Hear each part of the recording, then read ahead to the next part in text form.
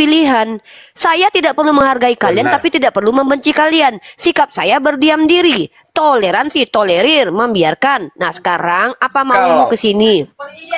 Kalau Anda bilang berdiam diri, kok kenapa menjatuhkan lain satu sama lain? Apa yang saya jatuhkan? Si Yohanes, Apa yang jatuh? Kijang, Alkitab mau dibaca-baca agak isi kitab Boleh. lain. Ini mau ngapain? Kalau Sebentar, Nor. Itu nggak bisa, nggak masuk. Bang Martin, kalau kau punya bantahan, bantahkanlah dulu. Kalau untuk ini, aku sudah pernah aku ngomong sama si Ripa ini. Buka dalil data, baru kau lawan. Nggak ada ilmumu, kau diam. gue suka gaya lu Tampo. Ya. Mantap deh Tampo, nggak sia-sia ajaran kakak sama kau ya. Suruh naik ke sini, suruh ke sini. Kawan-kawan Kristen itu, kalau memang mantap berani. Bang Tampo. Yes. Perlu pendeta. Kalau mau mengundang, datangkan. kalau mau mengundang untuk, dengar ya, kalau untuk mengundang kebersamaan boleh. Tapi kalau sifat Si Tampo, si Martin ini pengen diundang makan aja ini. Kami nggak mau ngundang-undang kau makan. Turun kau ke bawah. Turun. Minta diundang dia makan-makan. Enak aja. Bang Kian Santang sama Bang Zuma yang makan, dia pula minta diundang. Ada-ada aja. Undang makan kok paksa-paksa. Nggak mau kami. Aku maunya diundang makan. Datang ke pendeta. Lanjut. Ya. Nah jadi silakan tanya. Biarkan Bang Tampo dulu di sini dia ya. Aku suka gayanya itu. Mantap gitu ya kan. Tunjukkan kalau kalian tuh memahami kitab suci kalian, bukan hanya kalian tahu doktrin-doktrin aja. Kalau mampu kalian membantah, mantap. Kalau nggak mampu membantah, jangan marah. Silakan tanya. Silakan tanya.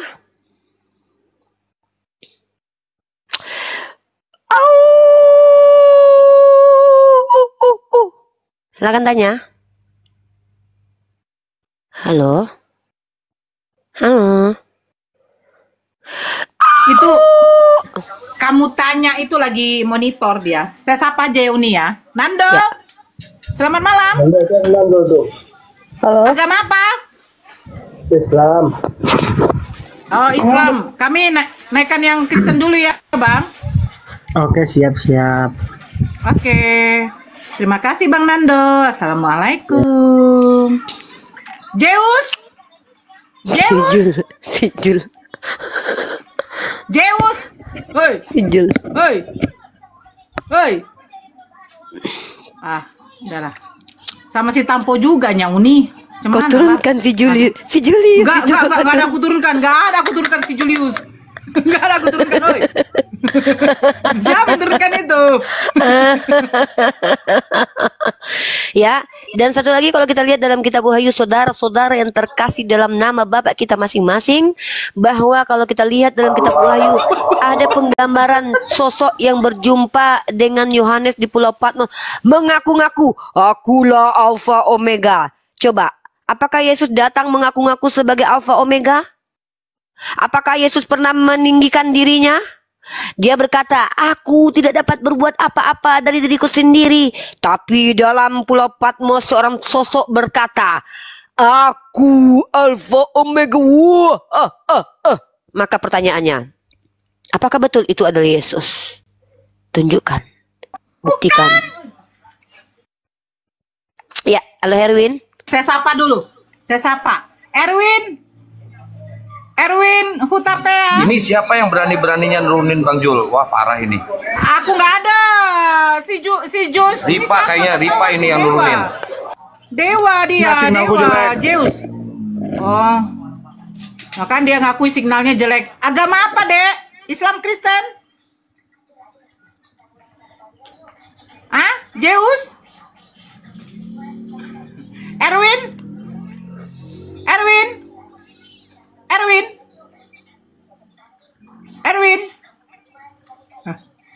Si Jul di mana?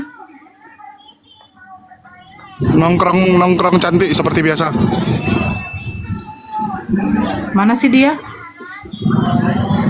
Nongkrong. Di mana kok nongkrong? Si tanya ini dari tadi di sini aja, dia ngapain dia loh? Udah tahu, turunin aja lah, malas aku.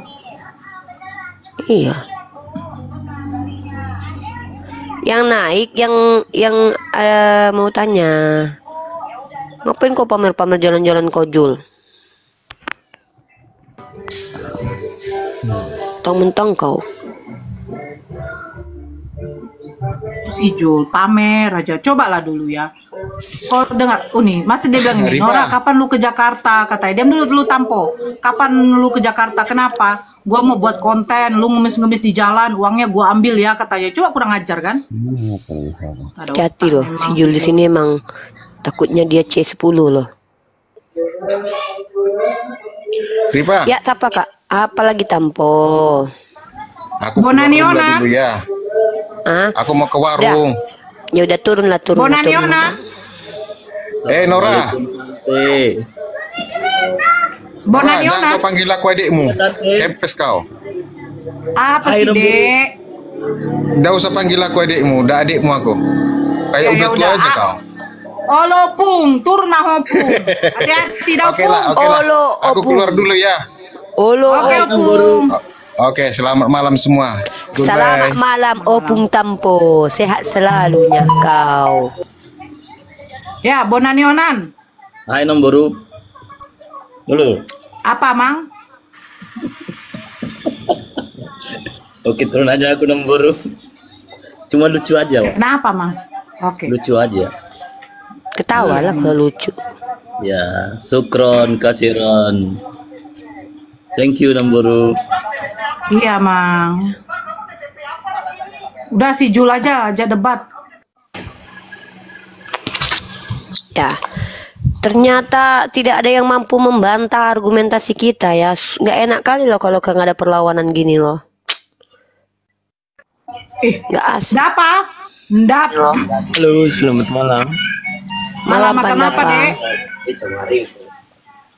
Halo, kena bilang ade. Halo, nenek. Iya, cucuku. Agama apa? Loh, agama apa? Kristen. Ya, gimana menurut Anda Pak? Orang NTT Kak. Bang Zuma mau ngomong tuh. Orang NTT Kak. Diam dulu. Bang Zuma silakan. Coba kamu baca Amos 5. Amos 5 berapa, Bang? Amos 5 18 sampai Amos 21. Di situ orang-orang yang tadinya menyembah makhluk yang digantung itu dikatakan celaka karena mereka memperingati Natal. Amos berapa, Bang? 5:18. Ini nih orang Muslim. 18 sampai 21. Orang yang memperingati Natal itu ditutup. Kayak Juma itu lagi makan babi. Dapa, sebentar dulu. Dapa, kamu di-mute dulu ya. Di-mute dulu. Orang yang memperingati Natal itu dibilang celaka. Amos 5:18 sampai berapa, Bang? Si Suma Bencong itu. Si Suma Bencong itu. Diam dulu, kamu kurang ajar ini loh. Kok malah menyerang pribadi ini orang ini, nggak ada akalnya ini. Orang lagi baca data kok. Cakan ya. Celakalah mereka yang menginginkan hari Tuhan. Apa gunanya hari Tuhan itu bagimu? Hari itu kegelapan, bukan terang. Seperti seseorang yang lari terhadap singa, seekor beruang mendatangi dia, dan ketika ia sampai ke rumah, bertopang dengan tangannya ke dinding, seekor ular memagut dia. Bukankah hari Tuhan itu kegelapan dan bukan terang? Bu, kelam kabut dan tidak bercahaya, Bu. Aku membenci perayaan, aku menghinakan perayaanmu, dan aku tidak senang kepada perkumpulan rayamu. Natal ini ya. Ya, sungguh apabila kamu mempersembahkan kepadaku korban-korban bakaran dan korban-korban sajian, aku tidak suka. Dan korban keselamatanmu berupa ternak yang tambun aku tidak mau pandang. Jauhkanlah daripadaku keramaian nyanyian-nyanyianmu. Lagu gambusmu tidak mau aku dengar. Tetapi biarlah keadilan bergulung-gulung seperti air dan kebenarannya. Ya, ini merepresentasikan Natal sekali. Seperti sungai yang selalu mengalir, apakah kamu mempersembahkan kepadaku korban sembelian ini hari Tuhan ya? Hari Tuhan ya. Celakalah mereka yang menginginkan hari Tuhan. Apakah gunanya hari Tuhan? Mereka selalu bilang ya hari Tuhan ya, dan ternyata Tuhan Israel justru tidak suka dengan nyanyian mereka. Aku membenci, aku menghinakan perayaanmu, dan aku tidak senang kepada perkumpulan rayamu. Sungguh apabila kamu mempersembahkan kepadaku kurban-kurban bakaran dan kurban sajian, aku tidak suka. Ngeri kali ya, hari Tuhan, ya betul. Kamu mempersembahkan kepada kurban sembilan kurban sajian. Jadi luar biasa kalau kita bicara tentang kitab perjanjian lama, di mana semua doktrin kekristenan itu dibantah oleh perjanjian lama. Itulah kenapa Paulus merendahkan juga ya, sepertinya ada indikator ya, bahwa Paulus merendahkan kitab Torah karena memang berbeda dengan ajaran dia gitu. Karena dia berusaha untuk merendahkan kitab Torah dan mengatakan bahwa kitab Torah adalah skubalon. Pohon Natal, pohon Natal. Pohon Natal di mana bang? Yeremia 10. Yeremia 10. Yeremia 10 nomor 4. Nomor 3 dan nomor 4. Tunuknya belum ya? Sebab yang disegani bangsa-bangsa adalah kesia-siaan. Bukankah berhala itu pohon kayu yang ditebang orang dari hutan, yang dikerjakan dengan pahat oleh tukang kayu? Nomor 4. Nomor 4-nya. Orang memperindahnya dengan emas dan perak cedor. Orang memperkuatnya dengan paku dan palu supaya jangan goyang. Dor. Ngeri kali kalian ya Allah. Kalian Natal pakai pohon Natal, kalian hias pohon itu seperti orang pagan, dan kalian bilang kalian itu adalah ajaran yang benar. Tobat kalian. Maka benarlah firman Allah Subhanahu wa taala dalam surah At-Taubah, surah Al-Maidah ayat 72. Laqad kafara alladzina qalu innallaha huwal masih ibnu Maryam. Kafir. Kenapa? Ketika kalian menuhankan makhluk, kalian akan melakukan apa-apa yang dibenci oleh Tuhannya Bani Israel. Membuat patung, membuat pohon kayu, menghiasnya, merayakan harinya. Menyerikan. Inilah kenapa saya katakan bahwa wahai kalian kaum yang berpikir, yang IQ-nya di atas rata-rata simpanse, pergunakan akal, pergunakan hati nurani.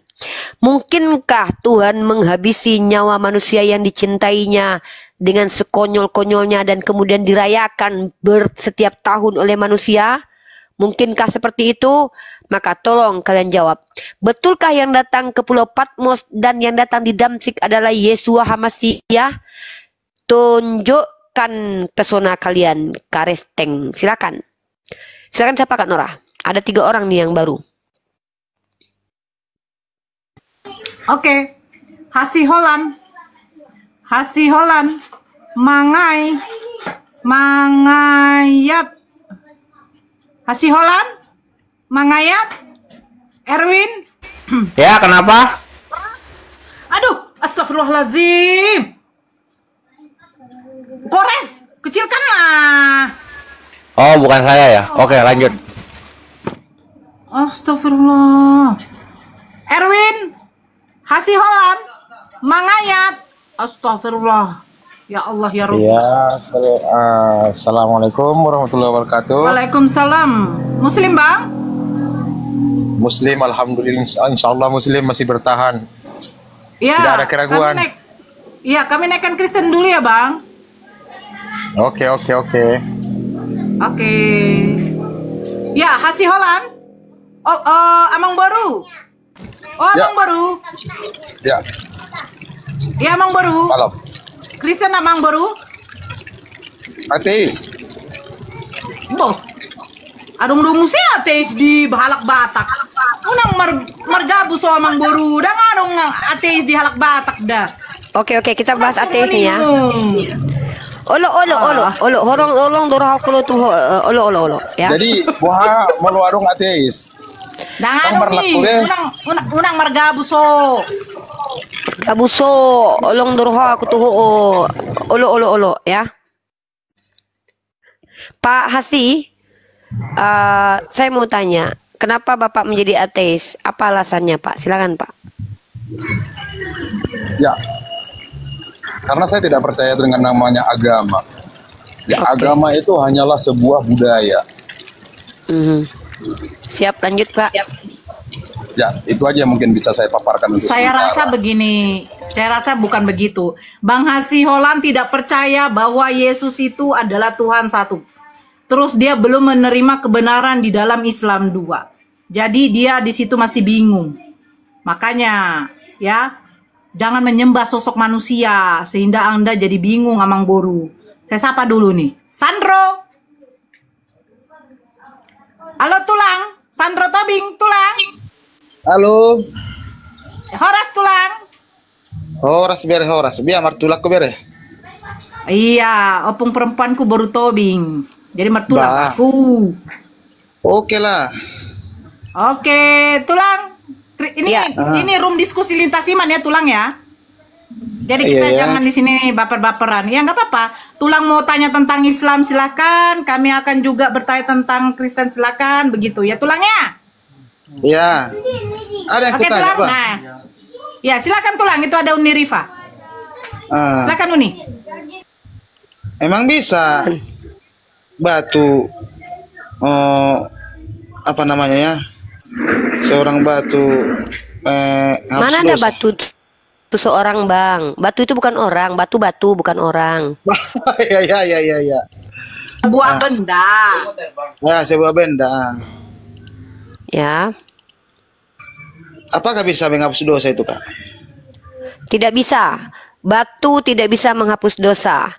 Yang bisa menghapus dosa adalah Allah, dan asbab dihapusnya dosa biasanya di dalam Islam karena amal perbuatan seseorang dan karena pertaubatannya. Tapi kata orang, Kak, bisa batu menghapus dosa. Makanya mana dalilnya? Dalilnya mana batu menghapus dosa? Yang batu yang di apa? Yang di Arab situ itu untuk apa itu? Iya, dalilnya mana? Dalilnya mana? Yang menghapus dosa itu batunya tuh mana dalilnya?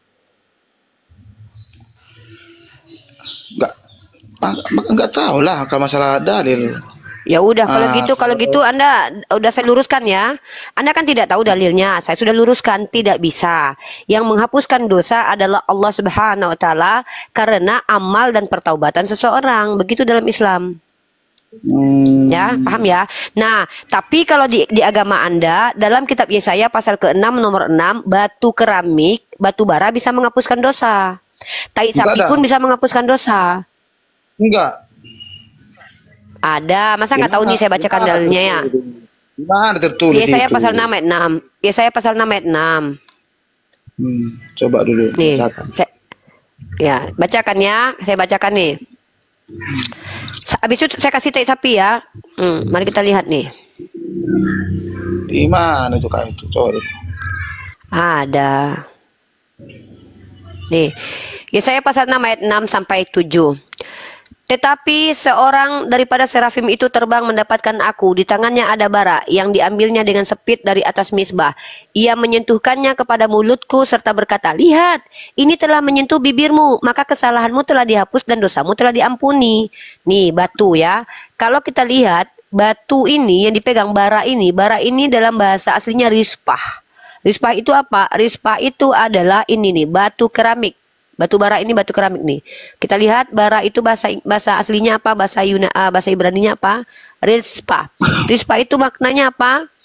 Batu. Nih, glowing stone or coal lah. Ini dia. Glowing stone, lantai batu, lantai bara, itu dia. Ya. Nah, kemudian tai sapi menghapuskan dosa. Kita tunjukkan datanya lagi ya.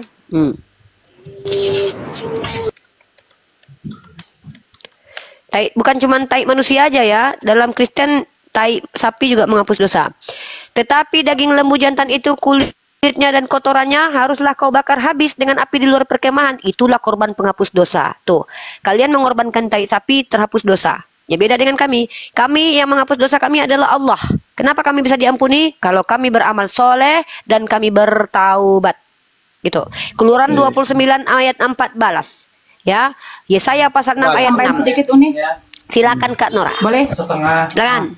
Jadi begini tulang Sandro. Seandainya ya, kalau Allah mengatakan batu Hajar Aswad yang ada di Mekah sana bisa menghapus dosa, saya yakin orang yang paling termiskin di dunia pun akan berlomba untuk ke sana. Bahkan tidak diwajibkan untuk mencium batu itu. Kalau batu itu membawakan menjadi dampak keburukan, lebih bagus dihindari. Seperti apa itu? Ketika kita berdesak-desakan dan mengakibatkan ada kecederaan, ya lebih bagus tidak usah. Cuman, kenapa batu itu ingin dicium? Karena batu itu diyakini itu berasal dari surga. Gitu Bukan loh. menghapus dosa itu. Tidaklah. Kan aku Masa jawab ada benda yang menghapus menghapus dosa? Aku jawab. Contoh, saya bertanya nih sama Tulang. Apakah ketika mencium salib Yesus itu menghapus dosa? Enggak lah. Kenapa nggak menghapus dosa? Bukankah itu adalah lambang? Iya lambang, tapi bukan menghapus dosa itu. Nah, yang menghapus terus dosa adalah kenapa? Yang menghapus juru dosa? selamat, Yesus Kristus. bulu dan daging dan tulang. Tulang, Sang bulu, juru darah. selamat. Iya, yang menghapus dosa kalian kan tulang, bulu, daging, kan? Daging, darah. Itu yang menghapus dosa kalian kan? Batu. Iya. Tai sapi. Ya kan? Enggak ada, Bukan enggak Tuhan. ada tulis itu Loh? buatan orang itu. Kok buatan orang ini Keluaran 29 ayat 14? Tetapi daging lembu jantan itu kulitnya dan kotorannya. Nah, kan aku bilang bulu. Bulu itu ada di kulit. Kulit, bulu, tokai harus dibakar habis dengan api di luar perkemahan. Itulah korban penghapus dosa. Nah, jadi kalau di Kristen itu yang menghapus dosa itu daging, darah, tulang. Makanya Yesus itu yang punya daging, yang punya darah dan tulang itu dihabisi. Karena itu yang menjadi tumbal. Bukan Tuhan yang menghapus dosa mereka, tapi dagingnya Yesus, tulangnya Yesus, darahnya Yesus. Begitu juga di zaman Keluaran itu, tokai sapi dan dagingnya itu menghapus dosa kalian. Kalau di zaman Yesaya batu keramik, begitu. Memang kalian udah terbiasa menjadikan benda-benda sebagai penghapus dosa kalian. Gitu. Dan anehnya ketika salib dicium nggak menghapus dosa kalian. Padahal salib itu lambang kasih Tuhan. Bayangkan loh, Tuhan kalian itu lambang kasihnya adalah alat terkejam di muka bumi ini untuk menghabisi nyawa orang loh. Itu lambang kasih loh. Sama nanti kalau kau punya pacaran sama istrimu kan, adek, abang cinta kepadamu. Apa lambang cinta kasih kita bang? Celurit deh. Nah, inilah kalian, agama kalian. Lambang cinta kasih Tuhan apa? Salib. Apa itu? Salib, tempat kematian terkeji manusia di muka bumi. Seandainya Tuhan kalian itu mati dirajam menurut Yahudi dan kalian percaya, lambang kasih kalian batu. Karena Yesus matinya dirajam. Begitulah di dalam kitab Talmud. Harusnya kalian itu mengambil batu 3 biji. Kalian kalungkan di leher kalian. Kenapa? Bisa jadi 3 kali Yesus dilempar pakai batu. Ya kan? Makanya kalau di kami iblis dilempar pakai batu, kalau di kalian Tuhan dilempar pakai batu. Heran aku kadang-kadang sama kalian. Agak ada paradok-paradoknya kalian nih loh. Kalau kami iblis yang dilempar pakai batu, kalian Tuhan yang dilempar pakai batu. Kami pasti masuk surga. Oke, kalau kau pasti masuk surga, kenapa kau nggak meningsoy? Kenapa kau cepat masih hidup? Kenapa masih hidup? Kenapa masih hidup? Kenapa masih hidup? Kenapa masih hidup? Kenapa masih hidup kau? Kalau kau udah pasti masuk surga. Kumat kau nih. Kalau kau memang udah pasti masuk surga, kenapa kau masih hidup? Ngapain kau di sini hidup? Hah? Mati aja kau cepat. Ya sudah, ngapain kau lagi di sini? Cepat kau cari tali, kau cari sana. Kau tenggak itu baikon. Cepatlah, ngapain kau di sini? Ketupat bapak kau sekarang, ada Tuhanmu di situ menunggu kau. Jangan kalah, Nora, jangan kalah. Ngapain kau di sini? Ngapain kau di sini masih hidup kau? Dia berekspresi, biarkan dia berekspresi. Kalau kau memang itu dijanjikan pasti masuk surga, ngapain kau di sini? Coba bilang sama Bang Zuma suruh on cam, dia pasti diam itu. Itu baginda itu udah masuk surga belum ya? Nabi Muhammad SAW itu ada di sisi Allah di alam barzakh, alam penantian, alam yang beyond logik yang kami tak mampu. Dan sama seperti Nabi Isa Al-Masih Putra Maryam, beliau berada di sisi Allah. Diam kau. Yang dikatakan Muhammad Ibnu Abdullah adalah entitas yang memiliki jiwa, ruh dan tubuh. Kalau yang kau maksud di dalam kuburan itu adalah jasadnya Muhammad Ibnu Abdullah SAW.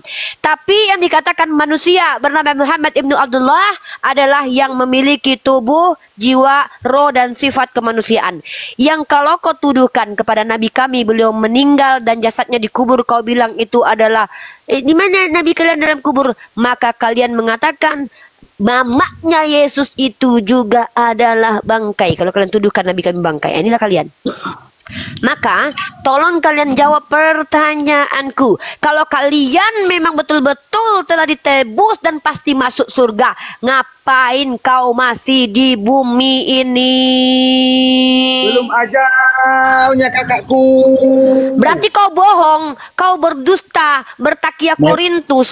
Kalau memang ada orang yang sudah mengaku lulus dari sebuah fakultas, ngapain lagi dia kuliah dan belajar? Lanjut Kak. Uni, izin ya, saya sama si penyebar. Dia bilang AQ jongkok. Saya mau bertanya, siapakah yang pernah melihat surga? Cuma Yesus.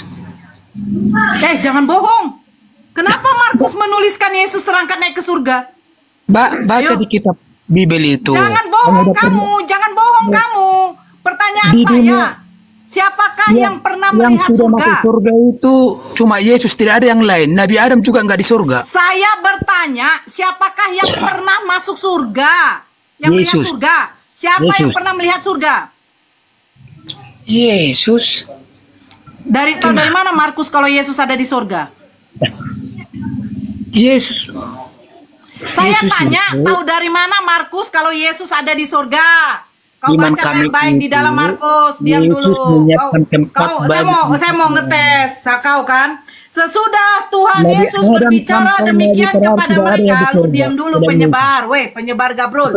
Sesudah Tuhan Yesus berbicara demikian kepada mereka, terangkatlah ia ke sorga lalu duduk di sebelah kanan Bapa. Pertanyaan saya, juga nanti yang turun Yesus, bukan Nabi Adam. Saya bertanya kepada kamu, siapakah yang pernah melihat surga?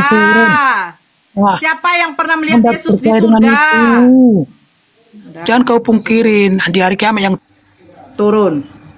Ya, saya bertanya, siapakah yang pernah melihat surga? Kau bilang Yesus.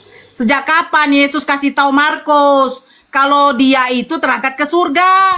Terus dia duduk di sebelah kanan Bapa. Sementara Bapa itu adalah roh, kata kalian. Apakah roh bisa dilihat? Coba mikir. Gimana sih? Kok kayak yang di berita-berita yang begini-begini ya. Topan, selamat malam. Angin Topan. Topan. Angin Topan. Oh. Nggak mau dia ngomong tulang. Ada apa dia bilang? Katanya tulang. Nah silakan tulang. Mau bertanya lagi? Bertanya saja. Ada lagi. Kenapa orang Muslim sangat membingungkan karena manusia itu Tuhan? Tapi di agama kalian, ku dengar tapi nggak tahu cara ditulis di mana. Menjadi kayu bisa nyala kalian. Kalian percayanya? Di mana itu tertulis? Di mana tertulis Tuhanku menjadi kayu? Bacakan ayatnya. Pohon. Tunjukkan datanya kepadaku. Tapi ada tertulis dibilang Kak. Jangan kau memfitnah Al-Quran. Cukuplah kalian itu mengimani Tuhan yang berubah dan menyamar jadi manusia. Tunjukkan sama aku di Al-Quran bahwa Allah pernah menjadi pohon. Nggak ada lah. Dari kau. Makanya belajar. Makanya kalau mendengarkan sesuatu itu dipastikan. Itu bukan menjadi pohon. Tetapi Allah berseru dari. Bedakan dari. Apakah sebentar dulu tulang. Ketika tulang memanggil anak tulang dari kamar, ya kan? Apakah tulang menjadi kamar? Enggak lah. Nah, ketika saya memanggil anak saya dari balik pohon, apakah saya menjadi pohon? Begitu ceritanya, seperti itu. Tambahkan jadi lagi. Allah berseru kepada lagi. Nabi Musa dari sebatang pohon, bukan menjadi pohon. Ya. Lanjut nih. Ya, Bu. Ya, yang pertama. Sedangkan di tahun 2024 saja, apakah ketika kamu mendengarkan suaraku, aku berada di dalam HP?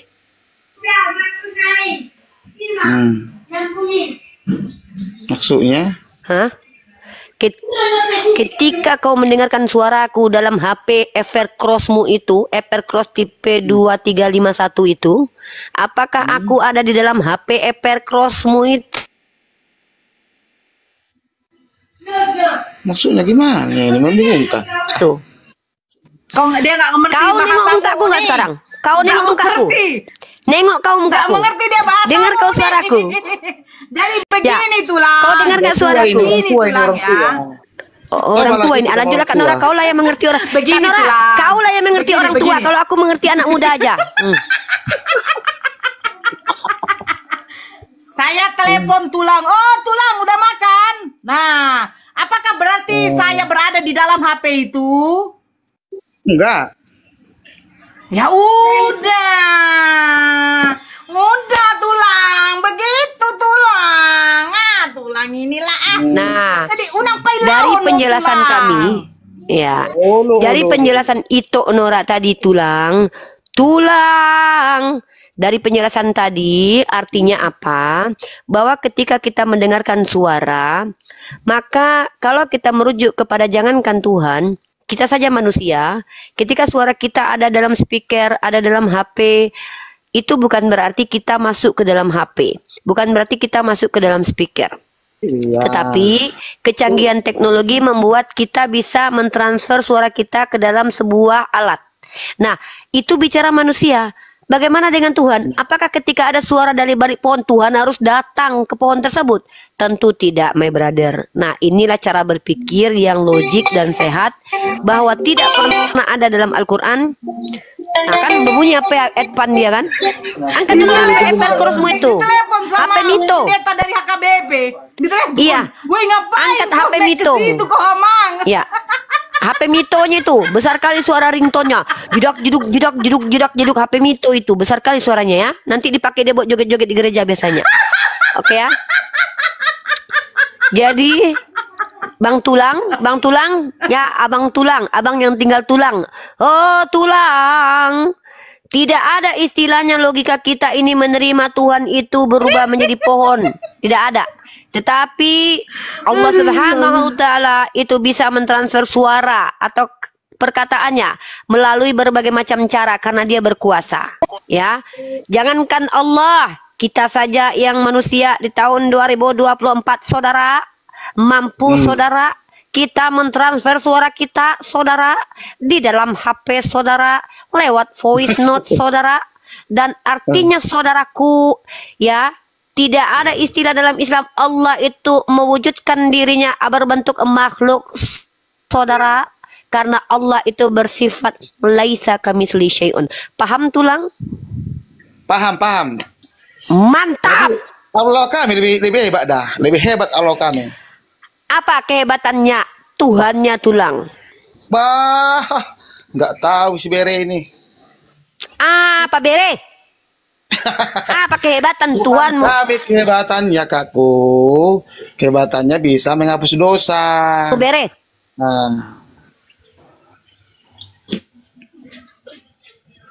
itulah sejak kehebatan kapan Tuhanmu menghapuskan dosa? Tunjukkan satu ayat. Tunjukkan satu ayat dia berkata, dosamu telah kuhapuskan. Tunjukkan satu ayat dari Yesus yang berkata, dosamu telah kuhapuskan. Adanya itu, tapi nggak tahu tertulis di mana. Hei Tulang, jangan kau tepu-tepu kami umat Islam. Akang kurang ajar banget, orang lapar Akang makan-makan di situ. Ih, nggak ada sopan-sopannya sih Akang ini loh. Jangan terlalu banyak makan. Jangan banyak makan Akang. Janganlah kayak gitu Kang. Orang lagi lapar dia nengokin makan makanan.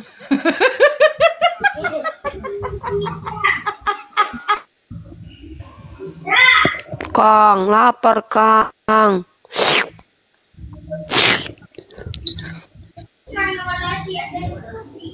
Ih, enak kali. Jadi ya Pak Sandro, tunjukkan samaku, Yesus pernah berkata, dosamu kuhapuskan. Tunjukkan ayatnya. Nggak tahu masalah ayat, makanya aku nanya sama kakak. Masalah ayat. Weh, Akang, itu badan itu udah gampang. Yang penting Yesus itu adalah sang juru selamat kami, Kak. Tidak ada seorang pun yang penting ditebus, yang penting Yesus Tuhan. Iya, betul. Jangan kayak gitu, diskusi bagus-bagus. Tunjukkan samaku, Yesus berkata, dosamu telah kuhapuskan.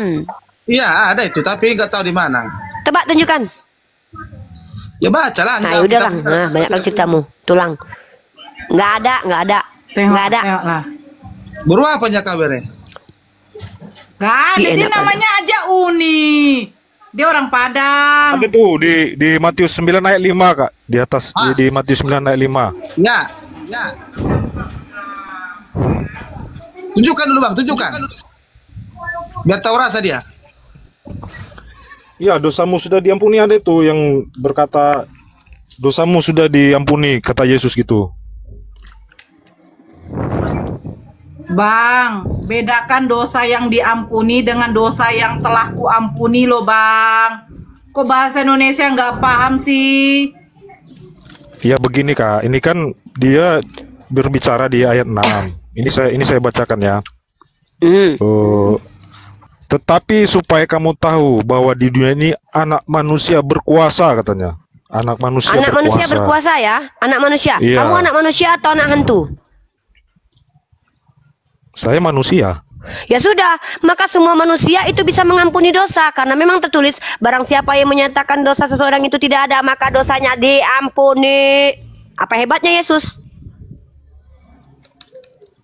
Di sini kan dijelaskan anak manusia. Berarti kan ini saya juga anak manusia. Kamu juga anak manusia. Maka kita bisa mengampuni dosa orang. Karena memang dalam Islam, ketika kamu berdosa kepada orang lain, kalau orang itu memaafkan, maka Allah akan memaafkan. Inilah Islam, sejalan dengan ajaran Yesus. Pertanyaanku, ketika kalian mengatakan Yesus itu mengampuni dosa, mana perkataannya? Dosamu aku ampuni. Kalau dosa diampuni, Nabi saya juga begitu. Nabi saya pernah mengampuni dosa. Bukan berarti dia mengampuni dosa. Kenapa? Ulangan 18:18. Seorang Nabi itu tugasnya apa? Menyampaikan firman Tuhan. Ketika Tuhan nyatakan dosamu diampuni, maka Nabi itu menyampaikan bahwa dosa kalian telah diampuni. Apa hebatnya Yesus? Ketika manusia saja, barang siapa yang menyatakan dosa seorang itu terampuni, maka dosanya diampuni. Apa hebatnya Yesus? Gimana caranya, Kak? Manusia mengampuni dosa manusia lain. Baca kitabmu. Barang siapa yang menyatakan dosa seseorang itu diampuni, maka dosanya terampuni. Apa nih? Hah? Kamu nggak pernah baca kitabmu? Jadi, mengenai dosa itu kan terikat hukum dengan Allah. Artinya, baca jika kita berdosa, Yohanes pasal 20 nomor 23, baca ayatnya. Jikalau kamu mengampuni dosa orang, dosanya diampuni. Dan jikalau kamu menyatakan dosa orang tetap ada, dosanya tetap ada. Yesus bicara kepada siapa ini? Itu kan mengenai sesama manusia. Yohanes 20 nomor 23. Jikalau kamu mengampuni dosa orang, dosanya diampuni. Dan jikalau kamu menyatakan dosa orang tetap ada, dosanya tetap ada. Maka anak manusia berkuasa mengampuni dosa, termasuk kamu, termasuk saya. Nah, sekarang yang saya tanya, kapan Yesus pernah berkata, wahai anak manusia, dosamu aku ampuni? Bacakan ayatnya. Oke. Itu kan anak manusia sudah jelas, Kak. Anak manusia itu, aku pakai data nih, Kak. Aku pakai data ya. Aku pakai tafsirannya dari full life ini. Tafsirannya full. Di Lukas 5 ayat 24 juga. Supaya Lukas kamu 5. tahu bahwa di ini 24. Iya, itu kan apa ya dibilang tafsir yang dia apa ya dari ayatnya juga gitu. Kita bacakan. Tetapi supaya kamu tahu bahwa di dunia ini anak manusia berkuasa mengampuni dosa. Betul, saya sudah katakan. Kamu anak manusia atau anak hantu? Anak hantu kamu? Ini anak manusia ini kamu dari tafsir. Anak manusia atau anak hantu? Kamu anak manusia atau anak hantu? Ya sudah. Manusia. Maka Yesus mengatakan anak manusia di dunia ini mengampuni dosa, betul. Karena divalidasi dalam Yohanes pasal 20 nomor 23. Jikalau kamu mengampuni dosa orang, dosanya diampuni. Jikalau kamu menyatakan dosa orang, maka tetap ada dosanya. Dan itu merujuk kepada anak manusia. Saya anak manusia, Nora anak manusia. Bunda, ya, itu kan anak manusianya huruf besar semua, Kak. Assalamualaikum. Ya, ini muslim atau non muslim Melki ini? Orang lagi ngomong jangan dipotong dulu ya. Halo. Orang lagi ngomong jangan dipotong dulu. Ya. Iya. Siapa yang ngomong ini? Yang ngomong ini siapa nih? Adi ya. Adi, dengar sekali lagi ya. Saya itu cuman minta tunjukkan dalilnya. Melki di mute dulu ya. Melki ya, yang ngomong. Saya tuh cuma minta.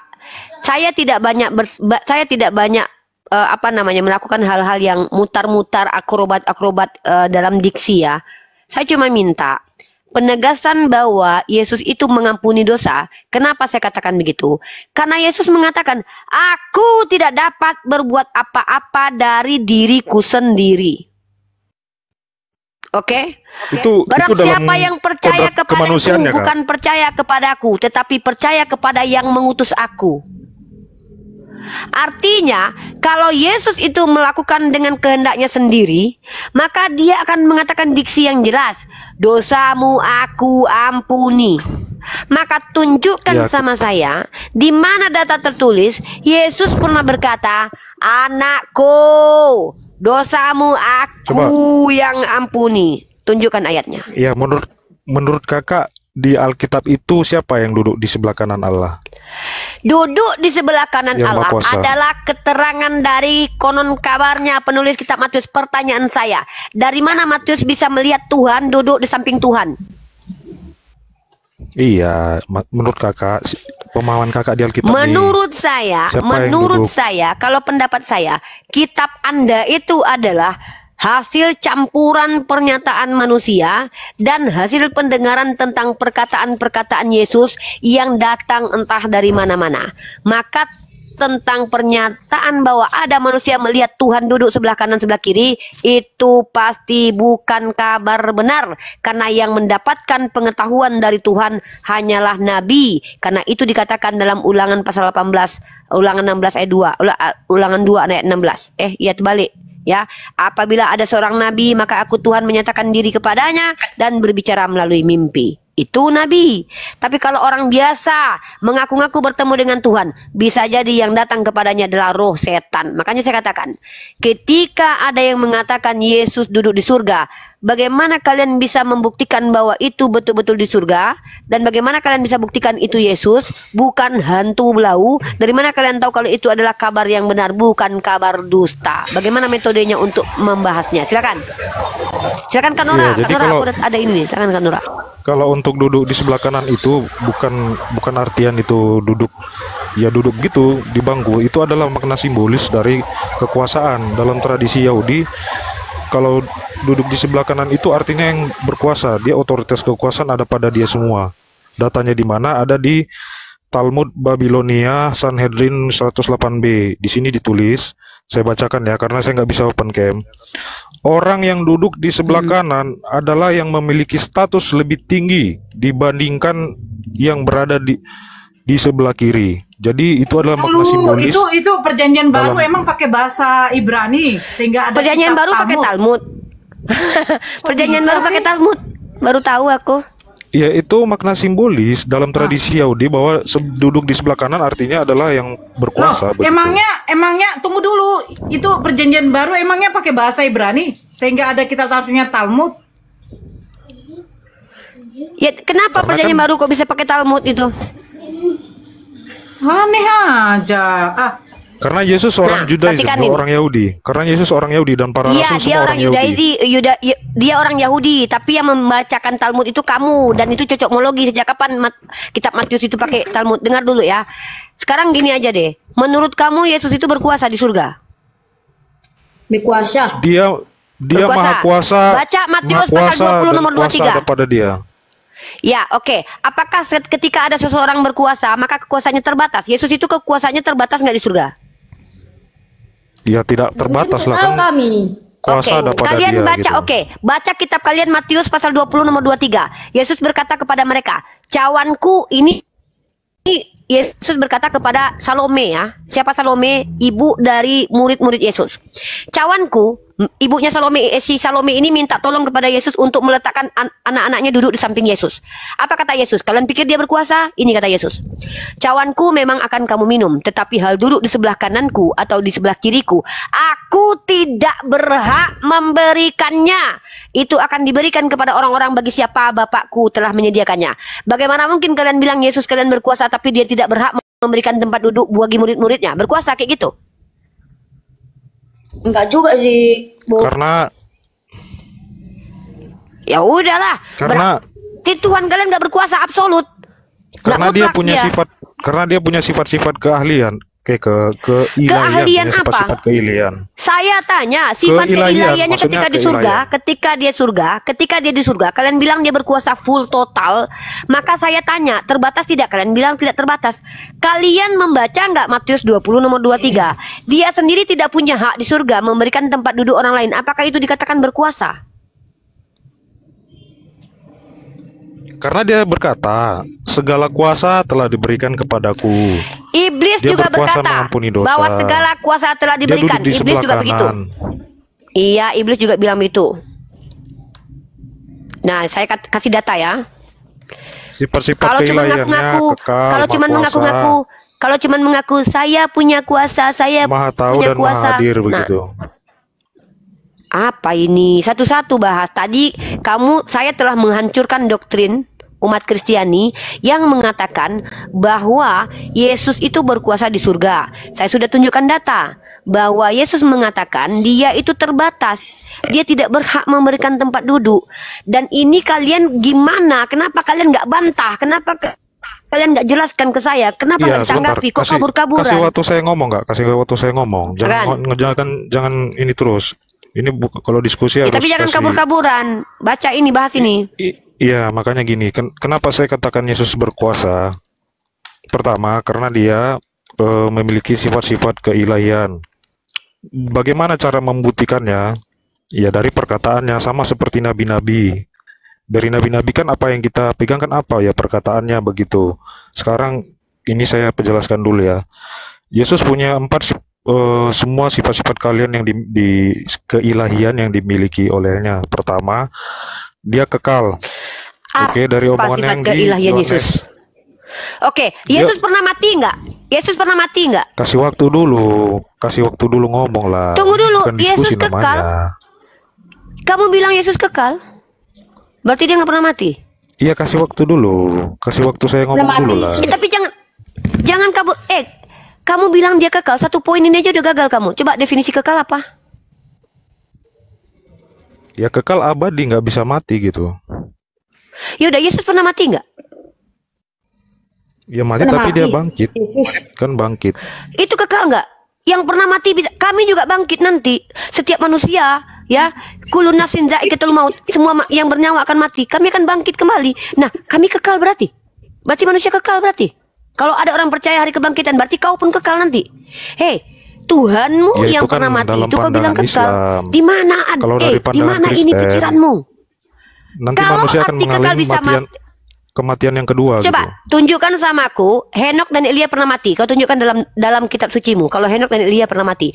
Kalau kau mau mengatakan kekal, bahkan Henok dan Elia lebih kekal daripada Tuhanmu. Tuhanmu pernah mati 3 hari loh by the way. Dan kau bilang dia kekal? Pernah mati kau bilang kekal? Itu kan memang sudah rencana Allah untuk menyelamatkan manusia. Ya udah, kalau gitu lebih kekal mana, Henok atau Yesus? Ya Yesus lah, lebih kekal. Yesus pernah mati nggak? Karena Henok tidak dan Elia tidak berkata memberikan kehidupan, mengambil dan memberikan kehidupan. Kutunjukkan sama kau ya. Kalau pernah mati dan bangkit lalu itu dikatakan kekal, kutunjukkan sama kau ya. Berarti banyak yang kekal di agamamu ya. Kita perhatikan teman-teman ya. Ini hipokritnya umat Kristiani ya. Kau baca dalam Matius pasal 27 nomor 50. Ya. Matius pasal 27 nomor 50. Baca. Perhatikan teman-teman, yang bangkit dari kematian itu namanya kekal ya.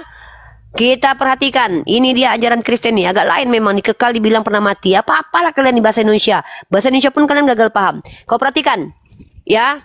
Matius pasal 27 nomor 50. Saya bacakan teman-teman ya. 50. Ini dia. 50 ya. Dan mana dia? Dan sesudah kebangkitan Yesus, mereka pun keluar dari kubur dan lalu masuk ke kota kudus. Ini kekal nggak ini? Yang mati kemudian bangkit, kekal nggak ini? Pernah mati loh, bangkit loh dari kematian loh. Mereka pun keluar dari kubur lalu masuk ke kota kudus. Kau tunjukkan kalau mereka pernah mati orang ini. Nih ya, itu orang-orang kudus begitu. Nah, mereka berarti banyak yang kekal. Kalau kekal kedua. Definisinya pernah mati, maka orang-orang ini kekal menurutmu. Ya, menurutmu yang namanya kekal itu ketika ada orang mati lalu bangkit. Dan kau perhatikan, dan lihatlah tabir bait suci terbelah dua. Lebih hebat orang-orang ini dari ribuan tahun bangkit. Kalau Tuhanmu cuma 3 hari, bisa jadi sesak napas. 3 hari itu bisa koma. Kau pernah dengar orang koma nggak? Orang koma bisa berbulan-bulan loh. Tuhanmu cuma 3 hari. Siapa bilang dia mati? Jangan-jangan dia koma, jangan-jangan dia pingsan, jangan-jangan dia tidur. Ya kan? Karena dia habis minum cuka asam. Ya, kalau orang-orang ini udah nggak ada tulang, bangkit dia dari atas sampai ke bawah dan terjadilah gempa bumi dan bukit-bukit batu terbelah dan kuburan-kuburan terbuka dan banyak orang kudus yang telah meningsoi bangkit. Ini yang hebat. Lebih hebat orang-orang kudus ini daripada Tuhanmu yang baru 3 hari. 3 hari manja kali 3 hari. Bahkan ada orang koma berbulan-bulan loh, bangkit dari komanya loh. Dari mana kau tahu kalau dia meningsoi? Jangan-jangan dia koma, jangan-jangan dia pingsan, jangan-jangan dia pura-pura mati, pura-pura meningsoi. Ya, dalam kitabmu sendiri ada orang-orang kudus yang pernah meningsoi bangkit. Kau bilang itu kekal. Kalau pernah mati dan bangkit adalah kekal, maka banyak yang kekal dalam agamamu. Banyak Tuhanmu berarti. Apa ini? Hei, definisi kekal udah kau perkodok loh. Kekal itu artinya tidak pernah meningsoi. Makanya Tuhan itu dikatakan kekal. Ya, Tuhan itu dikatakan kekal karena tidak pernah meningsoi, nggak pernah dilahirkan, tidak pernah kabur, tidak pernah belajar tata mama, nggak pernah nete. Itu namanya kekal. Ya itu kan Yesus yang memberikan kehidupan itu, karena dialah hidup. Tunjukkan sama aku kalau Yesus yang memberikan kehidupan itu dari mana itu? Apa ini? Pertama kau sudah kabur dari pernyataan Yesus di surga berkuasa. Aku tunjukkan data. Jangankan berkuasa, perkara duduk muridnya di samping dia aja dia tidak mampu memberikan haknya. Kayak gitu yang namanya berkuasa. Lalu kau bilang Yesus mengatakan bahwa dia telah diberikan kuasa. Kau tahu iblis juga mengaku diberi kuasa ya? Nih kau tunjukkan data. Pakai data bro, pakai data kalau diskusi sama Uniripa ya. Perhatikan nih. Lukas pasal 4 nomor 6. Kata iblis kepadanya, segala kuasa itu serta kemuliaannya akan kuberikan kepadamu, sebab semuanya itu telah diserahkan kepadaku. Iblis pun mengaku berkuasa. Kau bilang iblis Tuhan. Banyak kali Tuhanmu. Ya, coba buka Yohanes 10 ayat 28 Kak. Bacakan. Aku pula. Kau yang mau berdebat, kau yang mau membenarkan agamamu, aku pula yang membukakan ayatnya. Hebat kali kalian ini ya. Kayak gini loh kami umat Islam menginjili kalian. Nggak pakai perpuluhan lagi. Sudahlah nggak pakai perpuluhan kalian di sini. Ku kasih kalian data lagi. Aku pula yang bukakan data buat kalian. Emang suka bapakmu yang kalian aja lah kami ini. Di Yohanes 10:28 juga dan di Yohanes 11 ayat 25. Dia berkata, akulah kebangkitan dan hidup. Barang siapa Akulah kebangkitan dan hidup. Barang siapa percaya kepadaku, hidup walaupun ia sudah mati. Jadi Yesus sendiri tunjukkan sama aku Elia dan Henok diangkat ke surga karena dia mengenal Yesus. Kau tunjukkan datanya. Kita fokus ke situ dulu lah Kak. Kok lari-lari dulu? Ini kan fokusnya kekekalan. Ini adalah bantahan. Yang saya bawa ini bantahan. Ketika Yesus mengaku, dan aku memberikan hidup yang kekal kepada mereka dan mereka pasti tidak akan binasa sampai selama-lamanya. Pertanyaanku, yang memilih Yudas di antara 12 murid itu siapa? Yesus atau aku? Yesus. 12 murid dipilih salah satu di antaranya, satunya aja binasa. Lalu kau bilang, dan aku memberikan hidup yang kekal kepada mereka dan mereka pasti tidak akan binasa. 12 murid aja yang dia pilih aja, salah satunya aja binasa kok. Kayak mana Tuhan kalian ini? Dia yang pilih muridnya. Judas dipakai Allah untuk berarti memang Yudas ini ditumbalkan sama Tuhan. Karya penyalipan sebagai bagian dari karya penyalipan. Ini baru keren nih. Aku baru tahu. Ternyata Yudas itu memang dihancurkan oleh Tuhan karena memang dipakai untuk supaya diselamatkan si Paulus, diselamatkan Longinus, diselamatkan kalian-kalian yang koruptor 271 triliun agar kalian masuk surga. Si Yudas ditumbalkan. Mantap, Tuhan kalian keren. Ya karena kan kehendak bebas seorang Yudas, kehendak bebasnya dia Yudas memilih. itu menjual Yesus karena dirasuki iblis atau karena kehendaknya sendiri? Iya karena Yesus maha tahu, dia tahu apa isi hati Yudas. Saya tanya, Yudas itu menjual Yesus kehendak pribadi atau karena dirasuki iblis? Dimasuki iblis lah. Ketika Yudas dirasuki iblis, sadarkah dia apa yang dia lakukan itu? Itu kehendak bebasnya yang memilih. Tunjukkan ayatnya. Kalau ada orang kerasukan iblis, dia sadar dengan apa yang dia buat. Tunjukkan. Ya orang yang hidupnya di luar Tuhan ya bisa kerasukan iblis. Apa ini? Jangan membawa asumsi liar, retorika gak matang Kristen, ini di hadapan saya. Itu dengar diproteksi berapa oleh kali Roh kamu Kudus. saya bantah. Pertama, kalian mengklaim Tuhan kalian itu berkuasa di dunia. Tunjukkan satu ya. Pernah dia jadi RT. 12 murid yang dia pilih aja, 2 diantaranya pengkhianat. Ini dia yang pilih loh murid loh. Kata dia cuma 1 iblis, padahal ada 2 iblis. Ya, saya tunjukkan kepada kalian, Tuhan kalian itu salah. Ya, ketika dia mengatakan, bukankah aku yang telah memilih 12 murid ini? Nah, nih perhatikan ini ya. Dan salah satu di antaranya iblis. Kalian tahu tidak? Kita jangan lompat dulu Kak. Ini kan masalah keilahian Yesus. Saya sudah bantah apa keilahian Yesus. Udah kubantah semua. Kau bilang dia berkuasa di surga, nggak ada. Konteksnya kekekalan Yesus. Dia kekal. Sejak kapan Yesus dulu kekal? Dia dilahirkan di abad pertama. Tidak pernah ada sebelumnya. Sekarang pun dia tidak pernah ada. Pernah meningsoi 3 hari. Kau bilang pula dia pernah kekal. Apa ini? Gimana? Kalau kalian tidak punya ilmu, mending kalian diam. Lebih baik kalian belajar sama kami ya. Yohanes pasal 6 nomor 70. Sudahlah nggak bawa data. Si Rifa ini tentang keislamannya bang. Kalau kau mau bertanya. Aku udah bilang kalau kalian nggak mampu, tidak punya ilmu. Kalau kalian tidak punya ilmu tentang agama kalian tanya sama aku, belajar sama aku ikhlas kok. Apa yang mau kalian tanya? Tanya. Tapi tunggu dulu, selesaikan dulu. Bentarku dulu, ku selesaikan materiku dulu. Ya, biar kalian terbuka mata kalian. Penipuan kalian di hadapan kami umat Islam kubongkar hari ini. Kalian baca dalam Yohanes pasal 6 nomor 70. Ya, Yohanes pasal 6, apa ini? Ya, buka ya. Yohanes pasal 6 nomor 70. Perhatikan ya, aku bongkar penipuan kalian ya.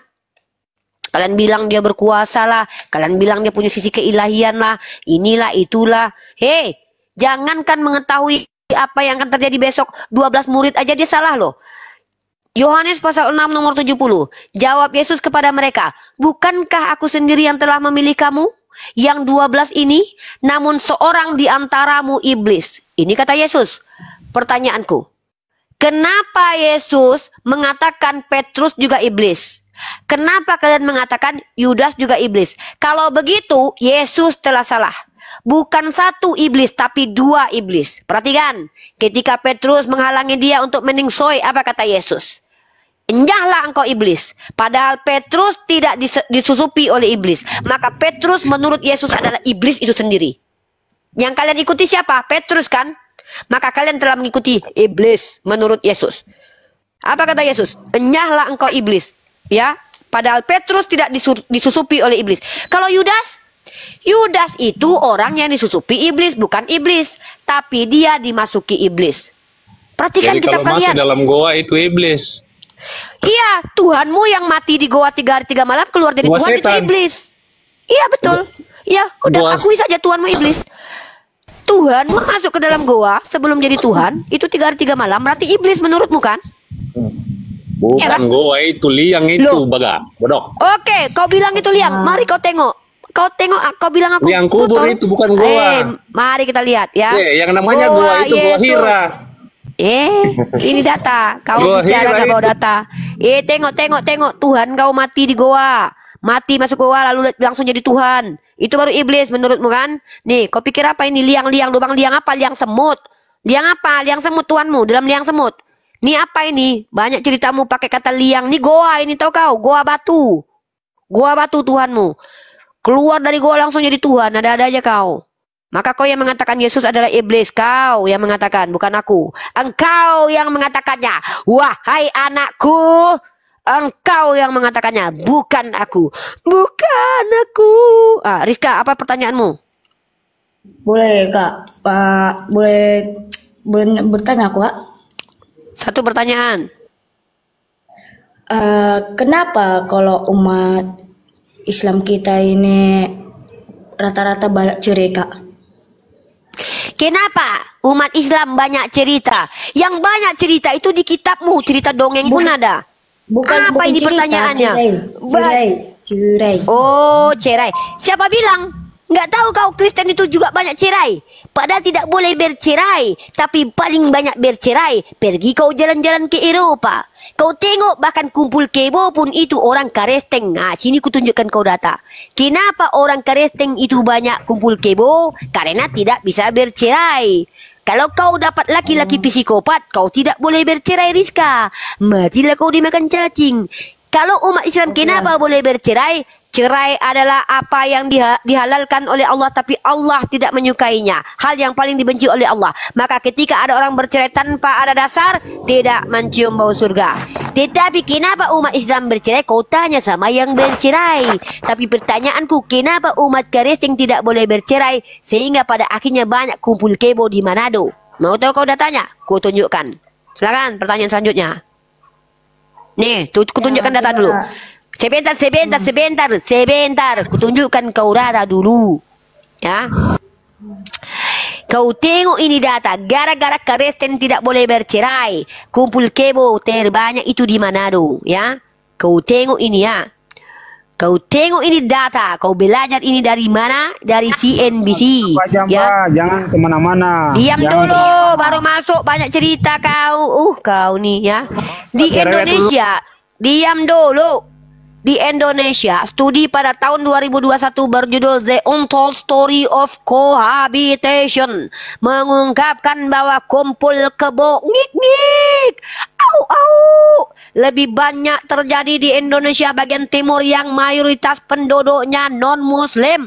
Menurut penelitian ahli muda dari Badan Riset dan Inovasi Nasional BRIN, Yulinda Nurul Aini, setidaknya ada 3 alasan mengapa pasangan ini yang merupakan lokasi penelitiannya memilih untuk kumpul bersama pasangannya. Apa alasannya? Yang pertama karena diam dulu Stephen.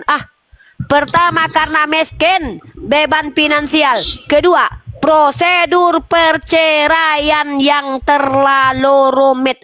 Gara-gara kalian umat Kristen tidak boleh bercerai, perempuan yang punya laki psikopat, tukang mabuk, tukang judi, makan ular, berdake, burung berkulup, bau bangke. Akhirnya kalian tak sanggup, ujung-ujungnya kumpul.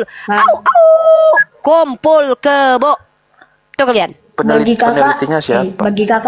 kakak agama Kristen semua makan ular, babi, anjing dan lain-lain kan.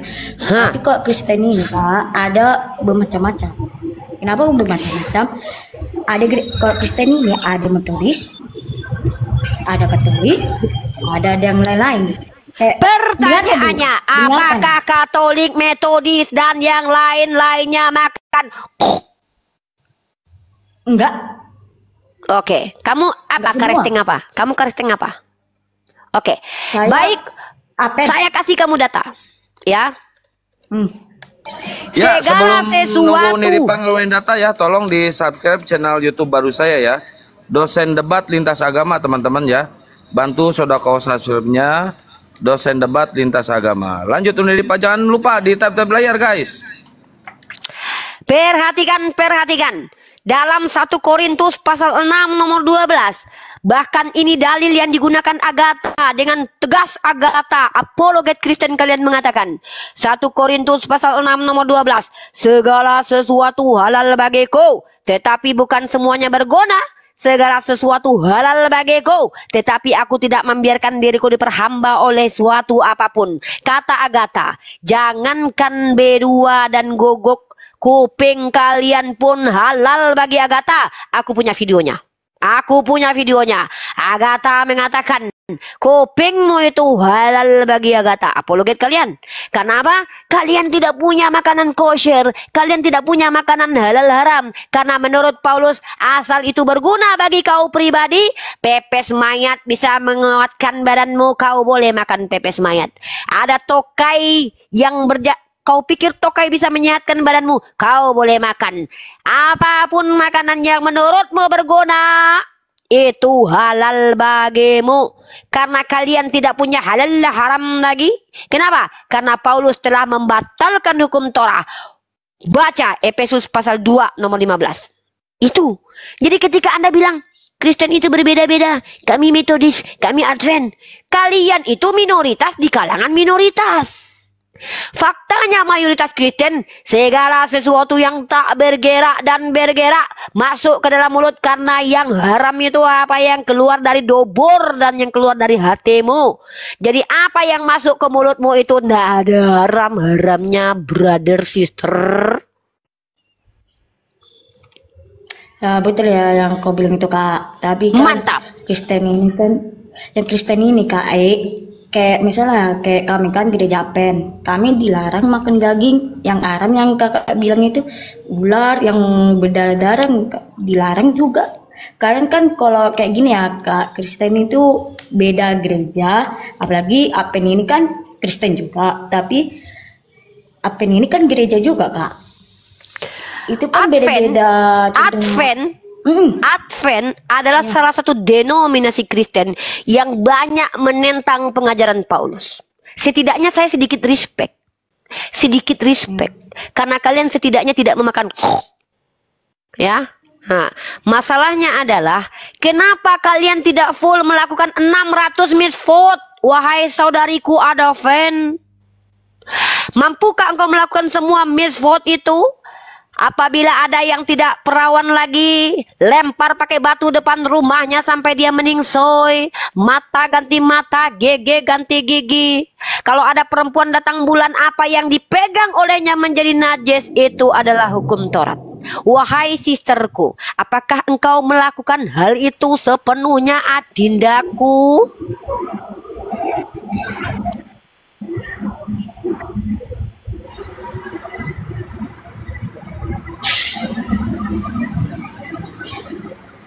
Adinda, apakah engkau melakukan semuanya itu, anakku? Mata ganti mata, gigi ganti gigi, nak. Apabila tidak ada yang perawan di hadapanmu lagi, malam pertamanya lempar pakai batu sampai meninggoy, nak. Advent kerjakan itu.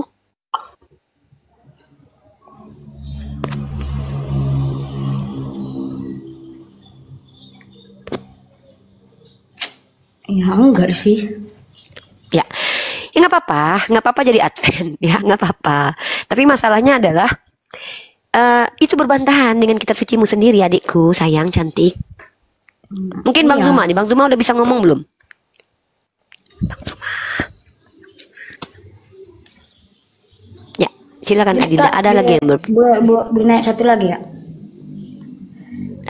Kamu cewek atau cowok, Rizka? Cewek ya.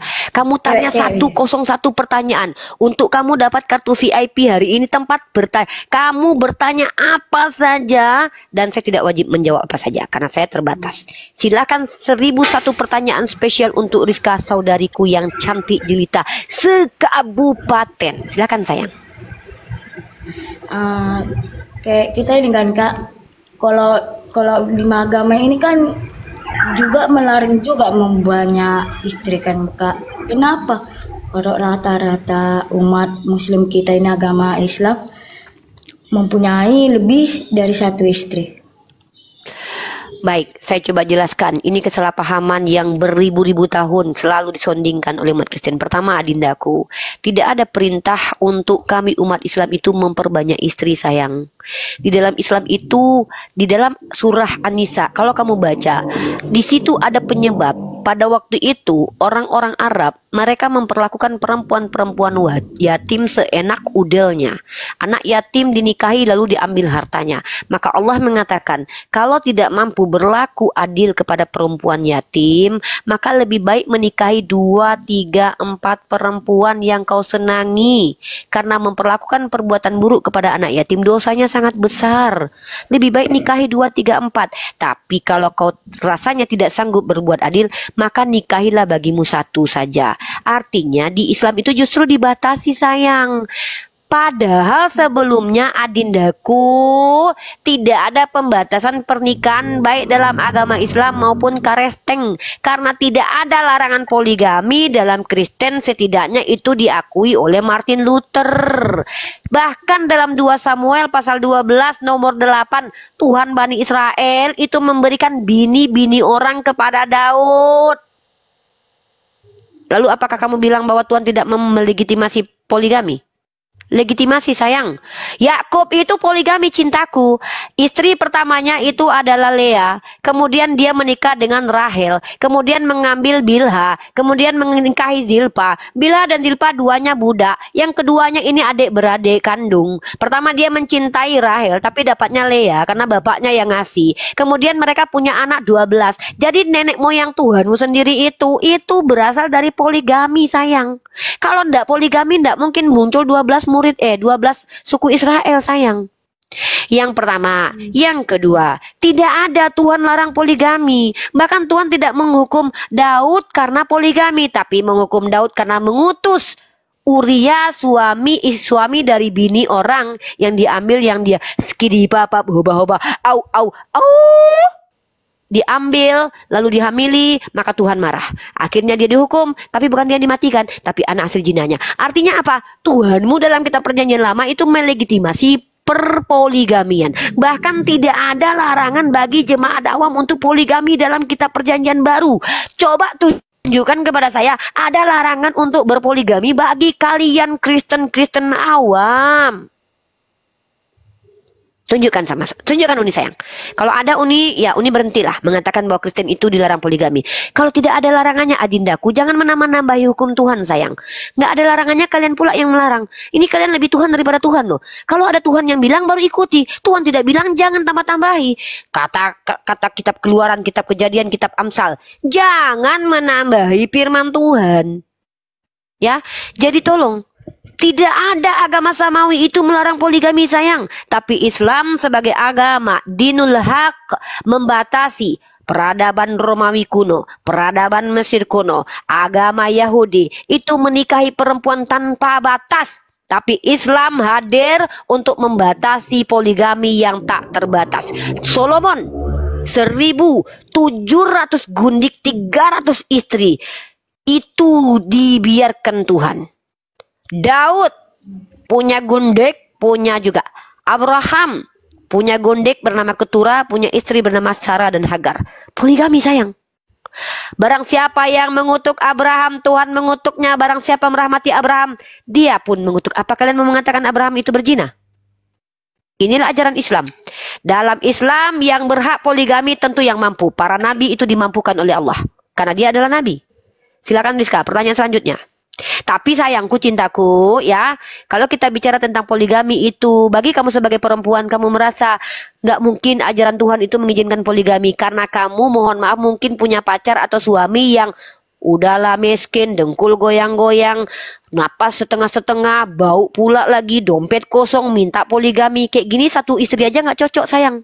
Tapi coba kamu lihat nih, Bang Zoma, Bang Jebril, Bang Ali, Akang Kian Santang, perkasa, kaya raya, banyak perempuan yang mau sama mereka. Sayang mereka bukan seperti itu, ya mereka nggak mau. Ya, banyak wanita tergila-gila, Cipera, ya udahlah ganteng-ganteng orang Islam, perkasa-perkasa, kaya raya, perempuan tergila-gila. Boleh kalau mereka mau. Masalahnya mereka nggak mau, gitu. Tapi kalau kalian bandingkan dengan laki-laki Kristen, makan berdua perut bonset kayak si bom-bom, gelotot goyang-goyang, satu bininya aja nggak puas. Makanya beli dildo, nggak cukup, tidak memuaskan hasratnya. Maka nggak layak poligami. Satu bini aja nggak layak. Aku kalau sebelah badanku aja dilamar sama orang Kristen nggak mau aku. Kenapa? Belum tentu sanggup dan kuat menghidupi satu istri. Jadi jangan diukur orang Kristen dengan orang Islam. Orang Islam ini beda, ya. Orang Islam diajarkan untuk menjadi laki-laki sejati, ya. Paham, Rizka? Nah, untung kamu nggak bertemu dengan Raja Salman. Kamu ketemu sama anaknya Raja Salman bernama Muhammad, kamu dilamar pasti kamu mau. Jadi istri ke-10 pun kamu mau. Duit banyak, harta banyak, apalagi? Jangan munafik lah. Main bentar, kan enak yang 10 habis. Tenaganya habis. Unik, ini aja kita pakai contoh kasus. Kita pakai contoh kasus. Tunggu ya Rizka ya. Ini mau pakai contoh kasus dulu. Unik, tolong dibuka Kejadian 29 nomor 28. Ini yang gede Unik Rifa aja. Kita berbicara poligami ya. Kita berbicara poligami. 29. Kejadian 29 28. Ini amunisi untuk kalian semua. Udah pada tahu tapi kan kalian nggak tahu dalilnya. Ini gua kasih dalilnya. Tapi nggak ngeh gitu ya. Nggak ngeh. Nah. Kejadian 29 nomor 28. 28. Ingat-ingat ya ikhwan, Kejadian 29 28.